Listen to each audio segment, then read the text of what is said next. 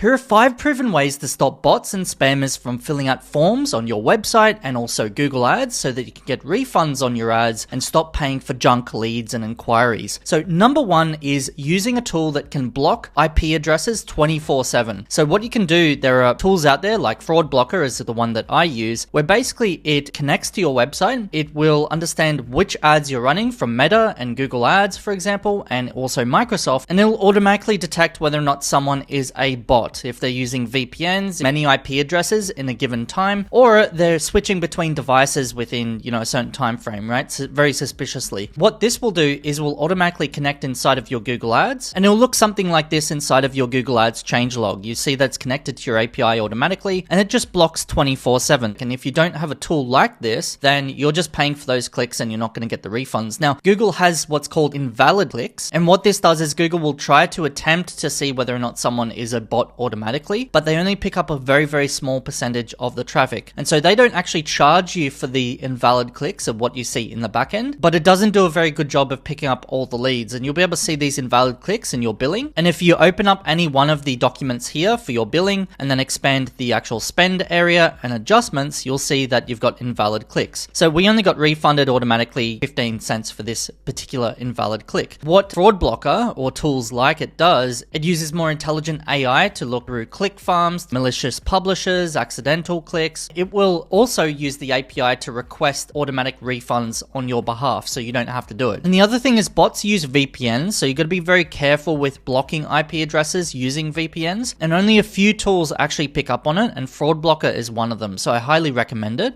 Number 2 here is using honeypot and reCAPTCHA features. Now, you're probably already using this, so if you do, skip ahead to the next one. If you're not using honeypots or reCAPTCHA, then this is a very, very quick win that you can implement. So honeypots are these little invisible fields on your web form, and they're not detectable by humans, right? And so what this does is the robot can see it, and the robot will interact with this field that's invisible. And by installing this, you know that if it's being interacted by a bot or anything, you know that that's likely a bot or spam because humans cannot visibly see it. And this can help make sure that their submission actually fails so that they don't submit the actual web form, or we can actually capture those details and automatically submit their IP addresses to something like Fraud Blocker or Google Ads API to block those kind of IP addresses from ever clicking on our ads and things like that. I personally prefer to use something like Elementor, which I use for WordPress websites, and there's a little honeypot feature inside of the web forms for native forms. You can just select honeypot, add it as an item, and it's very, very easy to set up. Now, the second thing I mentioned was reCAPTCHA. Now, reCAPTCHA is from Google, and it's that little I'm not a robot thing. It's relatively easy to set up. This particular one that I'm looking at now is deprecated. I think they're at a V3 version. Just chat GPT back and forth and say, how do I install it into this site? With Elementor, they have native integration for reCAPTCHA, so it's relatively easy. But if you've got a different kind of website, then you'll have to follow the steps here and go back and forth with a LLM of your choice. And if you can do both of these steps, right, at least you'll be able to capture any fake forms coming through. Now, the third thing on the list is trying to block other countries. So since spammers use VPNs, which you know, they're able to bypass basic geo-blocking and they're able to go onto your website. And then what they do from there is they fill in your web forms and then they can spam your inbox. What you can do instead is use something like WordFence or something equivalent if you don't have a WordPress website. And WordFence allows you to set up blocking for like known countries like India or Pakistan or South Africa or other countries where you're clearly not targeting them. If you're in the USA or Australia or the United Kingdom, which is quite common. So if you're a law firm in New York City, for example, you're likely not going to want people from like South Africa or Pakistan or India, right, visiting your website, because that's not where your ideal customers usually are if you're serving that local area. So you can use something like WordFence, and you can go into the settings like what you can see on here after you've installed it. You can select the country. I've got another video on this, by the way, to show you how to set it up. But basically, you can just select all the countries you want to block. And what happens from there, if you've got someone from one of those banned countries visit your website, they'll get some sort of error like this where they can't actually use your website. Now, I would say use this with caution too, because it can affect your SEO for those particular countries, obviously, because then the Google bot for India, for example, won't be able to crawl your website because it's banned. So you might have to take that into consideration. But again, if you're a law firm, for example, in Chicago or whatever, then you're not going to want to attract those rankings anyway in those countries. So I wouldn't worry too much about that. Now, the fourth thing is to improve your qualifier questions on your web form, right? So this could be adding budget or timeline or phone number or more specific stuff for your niche. So let's say, for example, you're a law firm, but you want to make it very specific to divorce law. You might want to have drop down options for how long have you been thinking about the divorce, or like, when are you looking to get this sorted by, like how much is at stake. It could be really creative questions like that, and making them mandatory, or not making them drop downs, but having open-ended questions and things like that. The cool thing about this is it makes it harder for bots. It also improves your lead quality. Also, if you can use something like what converts, you can train the algorithm to find more profitable leads like those, right? You can train the algorithm to find better quality leads and cases and things like that. But keep in mind, if you do this, it can decrease your conversion rates. What we've found across different studies is that if you add the phone number input field to your lead forms, it can sometimes decrease your conversion rate by 5 to 7%. To give you ideas on how to improve your lead forms, like on our website, I'll click second opinion. We've got this form here. You've got name, you've got business name, you've got email, so email@email.com, something like that. We've got what marketing are you currently using? So this is more niche specific, so I might do that. I might say what country I'm in. I'll say what budget, so I might have a 10 to 20K budget. I might not have a website. This might be what my business does. This might be my monthly revenue right now. As you can see, it's much harder for a bot to fill this kind of information out with sliders and all this kind of creative stuff. So hopefully that gives you some ideas on what you could do for your web forms at the very least. Now, the fifth and final way to stop fake leads from entering into your entire ecosystem and funnel is to improve your signals and keywords. Adding things inside of Google Ads like free or job or template, you can decrease the likelihood that bots are going to go and find you and click on your ads. For example, Fraud Blocker actually have a list of 400 terms that you can exclude in your Google Ads. If you see bargain or cheap and all this kind of stuff that you don't want to attract these leads, especially from bots, then you can add all of this inside of your negative keyword lists in Google Ads. If you go inside of your Google Ads account, you go to keywords, you can add negative keywords, and so you can copy these into negative keywords. But even better, what I recommend you do is not to do it at the campaign level. Instead, go into your account settings, and then inside of your account settings, you can go into your negative keywords here, because this is at the entire account level, and you might want to add these keywords. So you might see that people are doing research, so they're looking for ChatGPT guides or forums or blogs or stuff like that, and you don't want to track people who are going to use any kind of a variation or semantic variation of this. So you might copy these, go into your account level negatives, and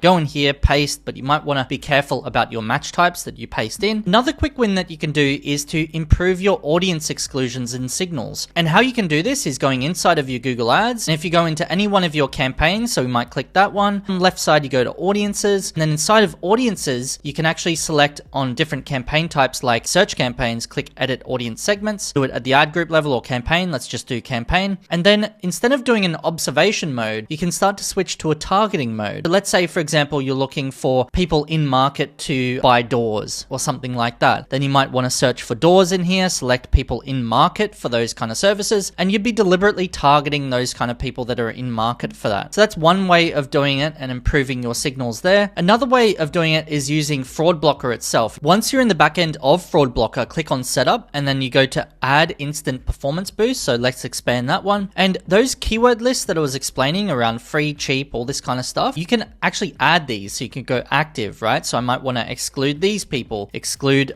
these people. And so what this does is it connects to your API. This will obviously block all of those to your account level settings. Also, what we can see is we've got a list of spam websites that they've already pre-vetted, and you can just start to activate that. You can exclude search partners. Of course, you never want to add search partners or display network partners, in my opinion. And interested in, so people who are interested in the location of your choosing, but they don't actually live there, so you might want to activate that. So you're just activating all these settings across your accounts. And actually, if you are interested in Fraud Blocker, what you can do is go to a landing page that I've added in the description below. You can actually get 25% off. I don't take a cut of this. I've just passed all the savings over to you because I contacted the guys over at Fraud Blocker. I love the product so much to make sure that you guys can benefit from that as well. So I hope that was helpful. If you've got any questions, as always, leave them below. More than happy to answer.